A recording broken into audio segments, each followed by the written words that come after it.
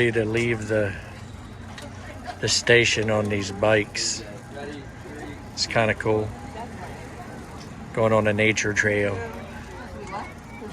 Got big tires. On a rail car, as you can see.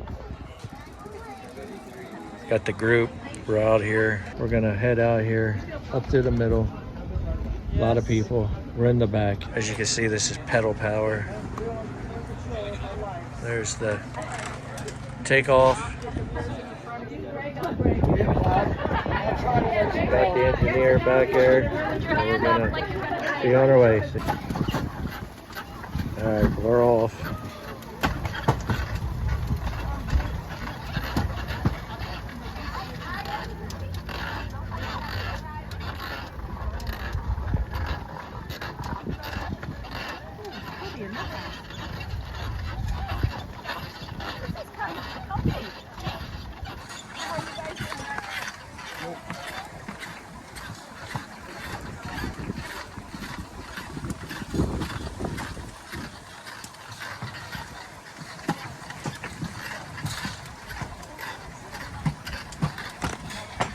We're gonna let them go out ahead a little bit. Okay. Getting too close.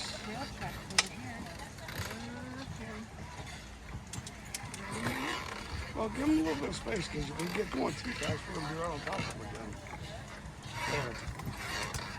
Open area for the birds.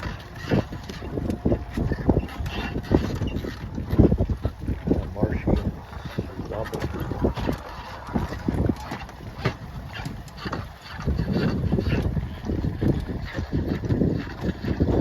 Might see an alligator.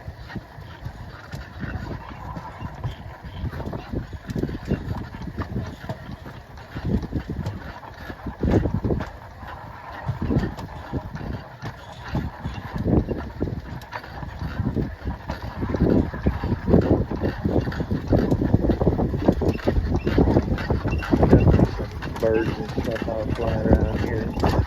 Some birds on the nest. Right there, this is kind of neat. Somebody's boat upside down. This is a little bridge we're on. There's that.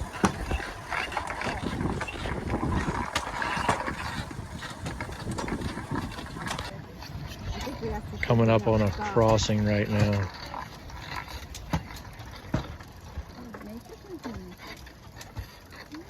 I don't think we stopped before, but People live here, some old abandoned rail cars. Good old artwork. There's a caterpillar.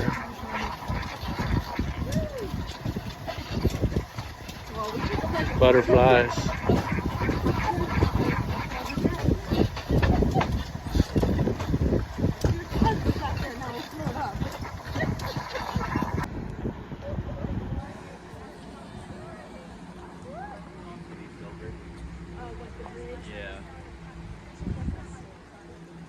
Alright.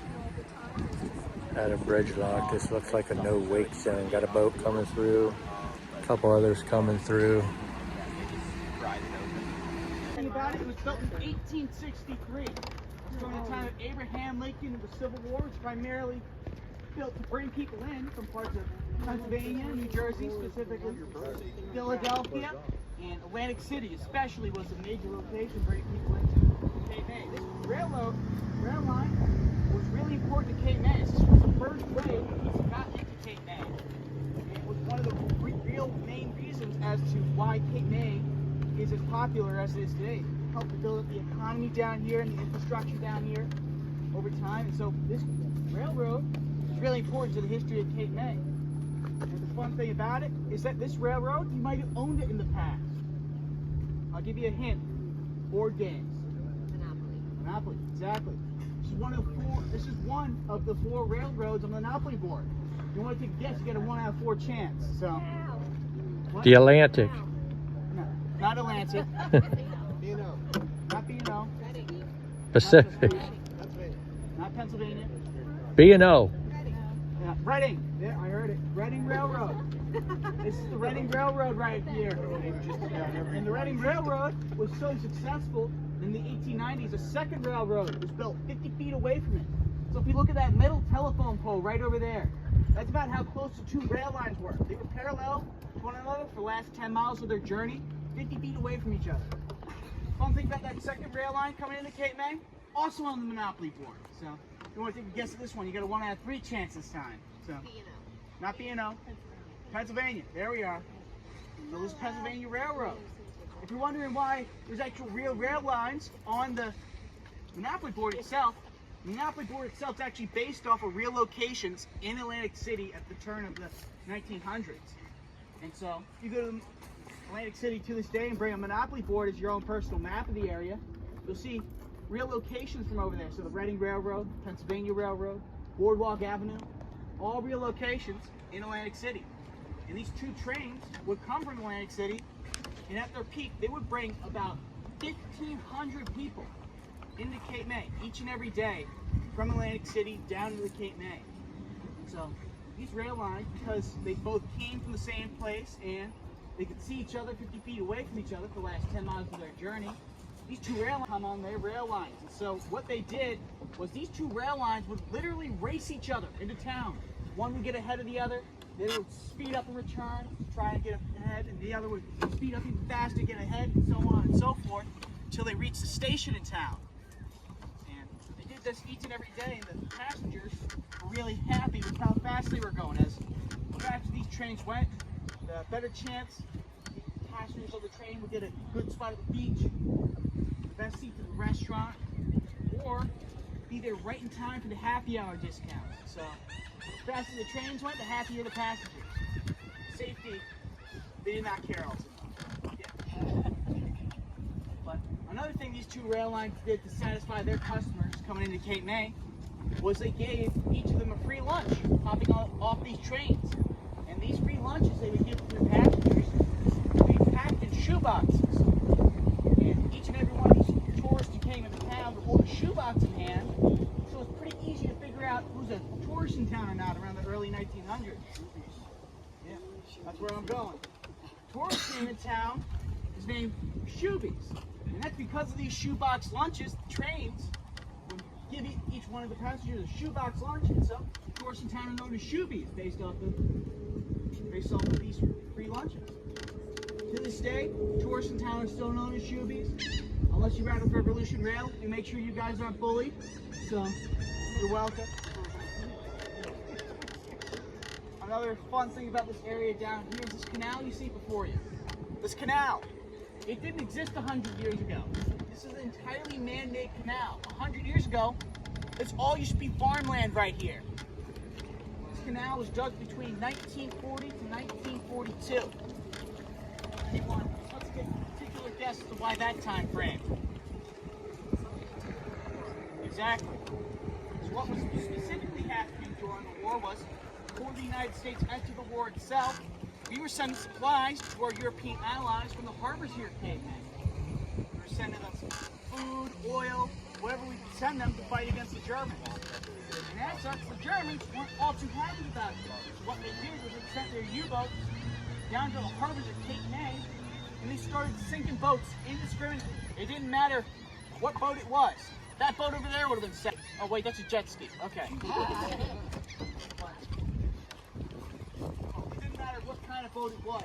What, if it was a shipping vessel, a fishing vessel, just a regular recreational vessel, none were spared. Before this canal was built, they sunk over 200 ships off the coast of Cape May before the canal was constructed. The main turning point was when the USS Jacob Jones was sunk off the harbors here at Cape May, which was the first U.S. naval vessel shot down by the Germans during World War II. And as such, the United States realized they had to do something about these ships being shot down here in Cape May. So what they decided to do was dig out a canal over here to allow for safe passage from the Atlantic Ocean over there over to the Delaware Bay on the other side. And this canal was built entirely to protect ships from U-boats and their torpedoes. And because of that, there was a couple safety features implemented all along this canal to protect ships from torpedoes. One you can still see to this very day. If you look to the left over here, and to the right on the other side, you might be able to notice something peculiar about this man-made canal right here. Well, if you didn't notice it, you can't see the ends of it from over here. Usually, canals are straight and narrow, like the one in Panama, to allow for safe and easy passage for boats to come through. But this one, you can't see the ends of it because of these twists, turns, and bends all along it. And these twists, turns, and bends were built purposely as they were deterrents for torpedoes. They were natural land masses, so if a U-boat was to line up on the other end of the Atlantic side of the canal over here, it wouldn't be able to shoot a torpedo like a bowling ball down a bowling alley. And so, having these natural land masses to block torpedoes really protected ships around that time. This was the monarch butterfly I was talking about. And the monarchs earlier on the rail car signified where we were of the Garrett family preserve. So that was the significance of the monarch butterflies and the migratory area that they come through. We want to thank you guys for watching. Remember to like and subscribe, and don't forget to keep your eyes peeled. We'll see you guys on the next one.